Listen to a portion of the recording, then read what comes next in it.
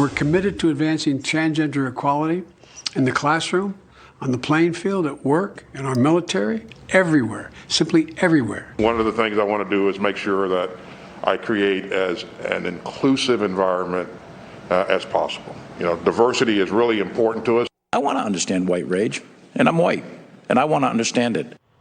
After hearing all that, the next bit of news might come as little surprise. According to NBC, every single branch of the U.S. military is now struggling to meet recruiting goals, with both a record low percentage of young Americans eligible to serve and an even tinier fraction willing to consider it. Joining me now is Stu Scheller, a Marine Corps lieutenant colonel discharged after criticizing the military's Afghanistan withdrawal. He's also the author of Crisis of Command. Stuart, this really is the chickens coming home to roost moment. I think you predicted it. I predicted it. They want the military to be like, Harvard Law School, like a Thursday night seminar where it's no really different from any college campus. Yes, Laura, thanks for having me on. Bottom line, you alluded to it. This is not a recruitment problem. This is a problem with our senior leaders. Our senior leaders' inability to have courage, their hypocrisy, it's affecting all other things. You would think a young American would want to raise their right hand, support and defend the Constitution, similar to your last guest talking about wanting to support and defend the Constitution, and have trust in our senior military leaders. But our senior military leaders have demonstrated through action that we can't trust them. And you would be naive to think that a young American isn't getting online, going on the internet, and seeing all the missteps that we can clearly see of our senior military leaders.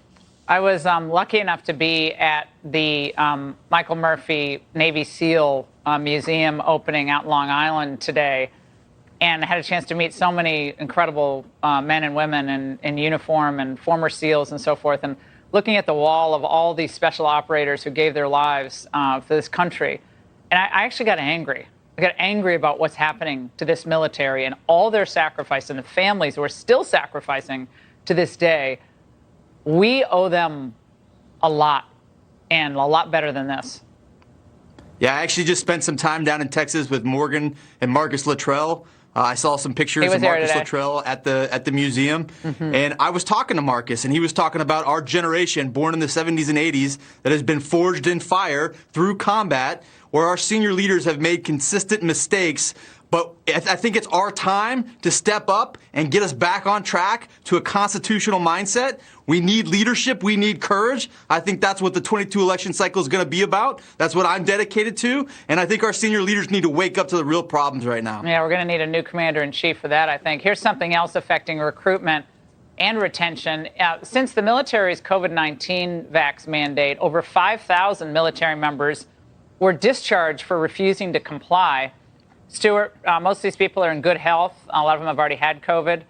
How do we expect the military to meet their quotas when we're kicking out perfectly healthy men and women?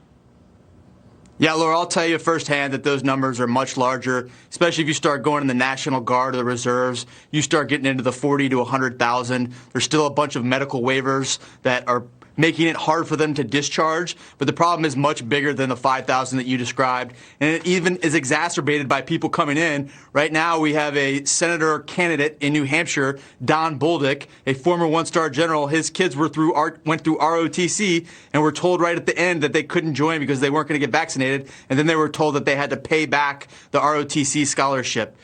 All of these service members that have served for 2 decades in war, they made an individual medical choice not to get vaccinated. I don't care what your opinion is, but for you to say that they don't deserve an honorable discharge on the way out the door is criminal. And it's indicative of our lack of courage and hypocrisy in our senior military leadership. Yeah, again, the message comes from the top, and Republicans are the ones who help fund all of this. So the Republicans have to, at some point, Lieutenant Colonel Scheller, they have to say no more. Not a dime is going to go to this diversity, equity, inclusion nonsense, and then follow through on it. And they just have to. We appreciate you. We appreciate you and your book. Laura.